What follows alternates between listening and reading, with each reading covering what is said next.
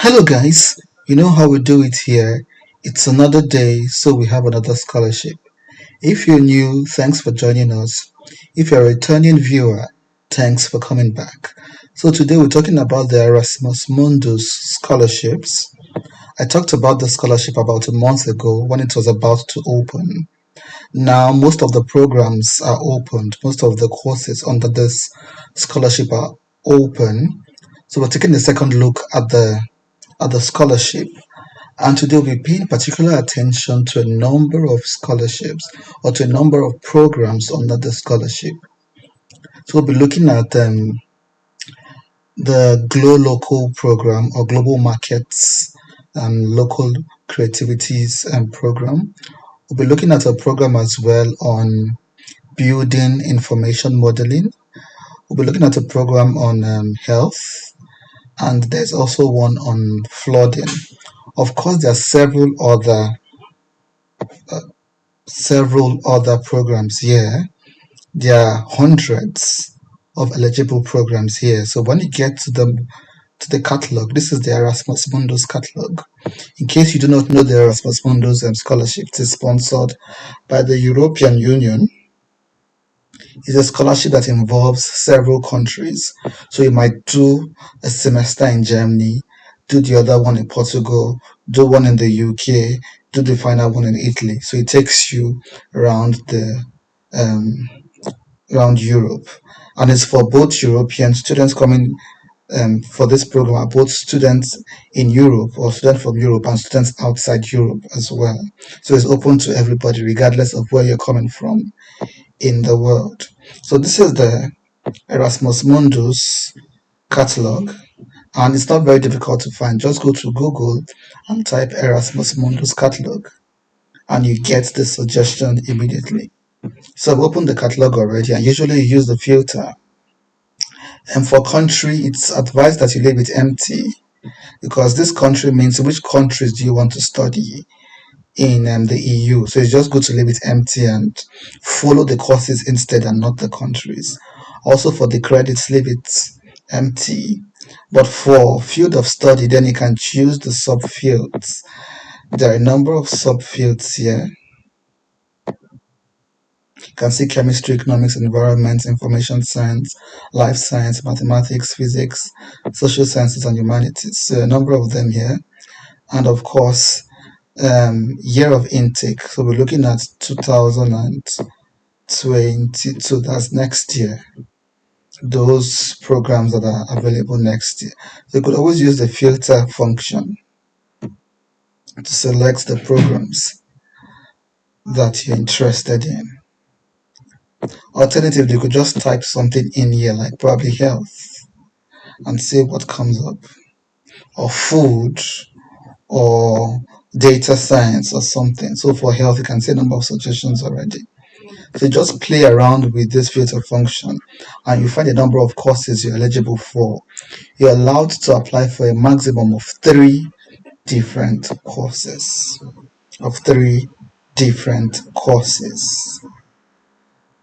So let's move on. So I've opened a number of courses already that we'll be looking at individually. And even if your course is not here, you might learn one or two things from these courses we'll be looking at. Usually when you open a course page, you get something like this. And there's usually a link you click on that takes you to the particular website of that course or that program. You also get a summary of what the program is all about, and you might also get the participating universities. As I said, there are usually several universities located in different countries. So let's begin with one popular program. It's called Global Markets and Local Creativities. So if you have a background in economics, in sociology, in local government development and things like that, this program might just be for you. When you get to this website, remember that they are self-funded students, and then you have students looking for scholarships. So check out for the particular instructions for those looking for scholarships because the requirements might just be different. I'll say that again. There are those who are coming to these programs ready to fund themselves. There are others who are looking for scholarships, And when you come to this website, go straight for the admissions requirements or the applications requirements for the Erasmus Mundus program. So like here, we go to scholarships and Erasmus Mundus scholarships. Of course, you can read other info about the program. We are going straight to the applications requirements and how to put together an application package. So as you can see here, this program is for September 2022. So if you apply for it, you get ready to resume in September 2022. And the deadline is 7th of January 2022. So there are lots of info here on what it covers. Of course, it's a fully funded scholarship. You get monthly allowance, travel stipend, health insurance, and things like that. There are general information about things you could read on your own as well. We'll be paying attention to the admissions requirements, the documents you need to put in place if you applying for the scholarship. Of course, you can read these on your own to see what it covers and other things like that. So let's go to the documents required for this scholarship. So let's click on how to apply.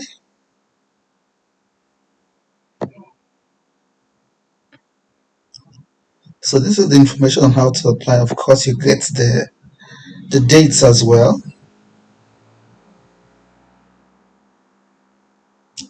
The deadlines and everything. Then we'll go to the documents. What documents do we need to put together? So we'll go here, required documents. And you see things like degree certificate, transcripts, references from your professors. And usually they talk about references with a letterhead, and probably from a professional email address as well. A professional email address. So your referee is supposed to send it to the Erasmus course. They're not meant to give it to you to send it to them. Rather, you're meant to mention the name of your referees, probably in your application documents, and then your referees will send it directly to this Erasmus Mundus program. Also be aware of these personal emails. Personal emails refer to things like Yahoo Mail, Gmail, Hotmail. So usually you should have, or your referees should have, emails attached to the institutions or the universities they are teaching. So it should be like University of Delhi, or at University of Nairobi, or at University of Ibadan. So it's Mr. ABC at University of Ibadan.com and not Mr. ABC at gmail.com, if that makes sense.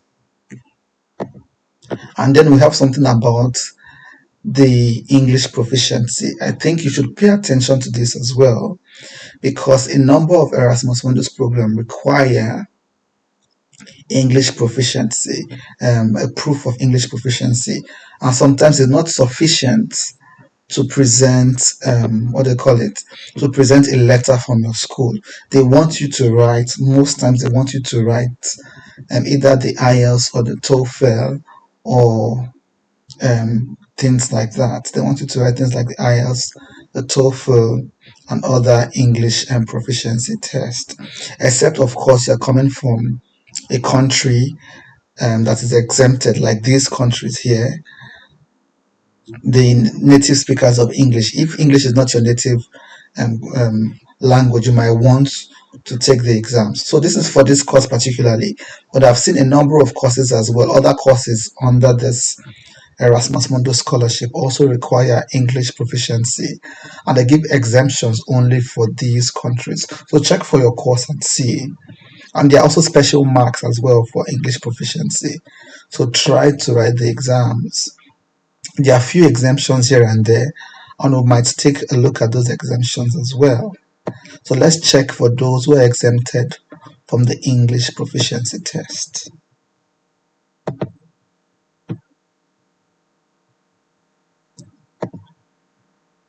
So again, we're led to this website to confirm those countries that do not need to provide English proficiency, and these were the countries mentioned. These were the countries. So if your country is not here, the best thing to do is to try to write the test, either the TOEFL or the IELTS.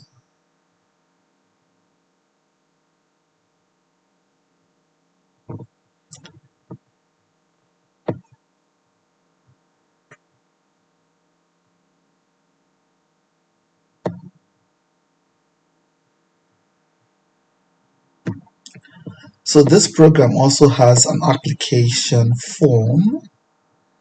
There is also an application form for this program. So in case you're interested in this program, there's an application form you need to fill, and it looks something like this.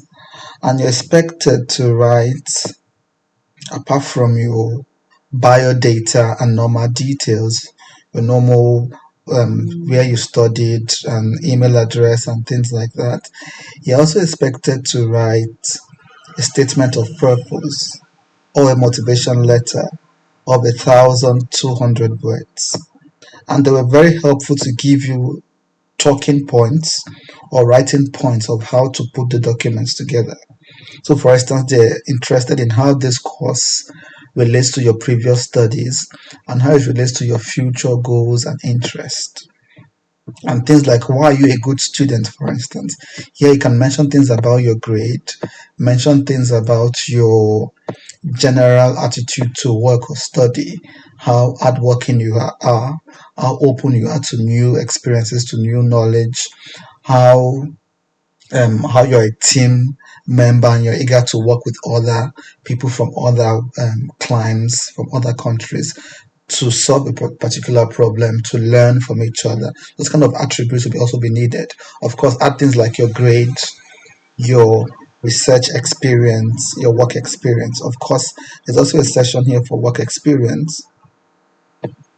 So they've done a very good job of giving you the talking points on how to write the essay. So they've done part of the work for you. But in case you need like a sample of a statement of purpose or a personal statement, you can just go to my channel directly.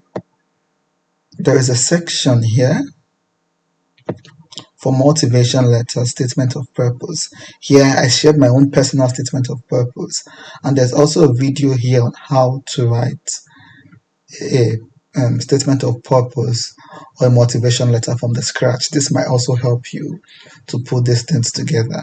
This statement is often the major document for most scholarships. Is the maker or the breaker of scholars. So try to write a compelling personal statement. So let's move to another program quickly. So here you will see a number of family resemblances as well. So these are the documents you're meant to provide: letter of motivation, and it's this is about characters. So pay attention to the instructions. Here is not even words but characters. So when you're typing in Microsoft Word or any other word processing document, pay attention to the characters you've typed and not just the number of words. So this program is the Masters, European Masters in Building Information Modeling, also under the Erasmus Mundus program. So they talked about curriculum vitae and European format. What they mean is the Europass format. You could use the European format, and they gave a link here on what they mean by the European format. So you could just go to the link, and from here you just type in your details. This is like a CV builder. It's a free CV builder that can help you arrange your CV. You could use this to arrange your CV for this particular program, since they advised you should use that format. And here you see the certificates you need to use: your transcript, your certificate of relevant work experience. So for this document, you could get your employment letter, or you could get a letter from your employer saying that you work for a particular company and how long you've worked. Of course, recommendation letters as well. Then there's this one for proof of residency.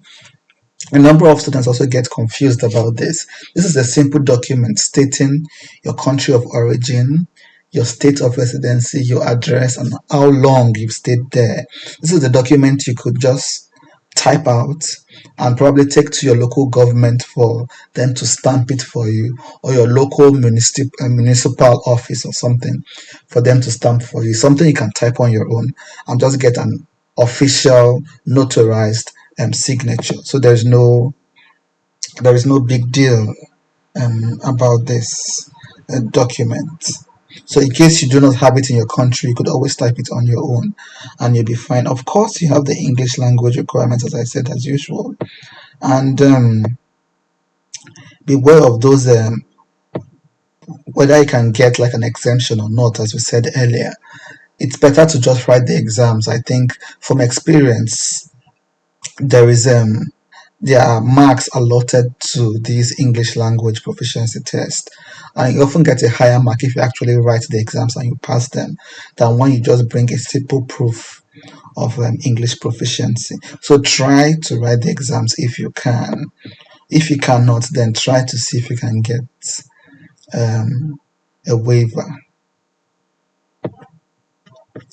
Okay, for the rankings, you can see the rankings here, and previous education and quality of institution, relevant work experience, recommendation letters, motivation letters, and other information for this program.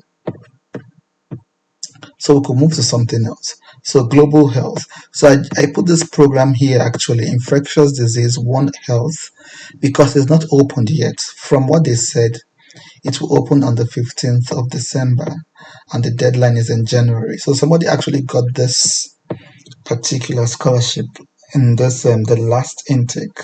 And I think if I have a screenshot, I'll put it there. But it is not opened yet, but you see similarities in the requirements as well. So this is the requirements for that program, the health program I just showed you.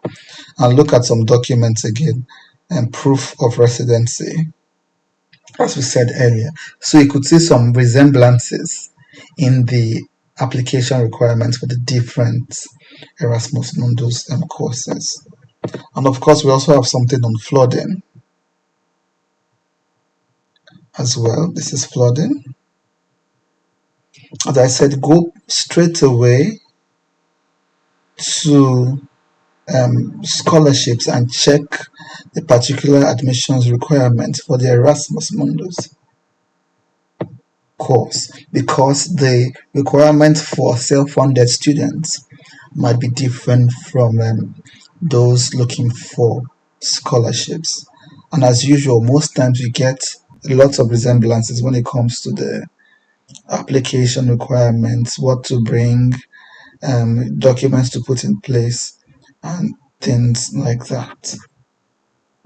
So I hope this was useful, guys. If you need like samples of like a CV or statement of purpose, you can always check my channel. We've done things on that as well. And as I said, there are several other programs for this scholarship. I just looked at some briefly just to water your appetite. And that is it, guys. In case you have questions, kindly put them below. And as usual, we cannot wait to celebrate you. See you at the top. Bye bye for now.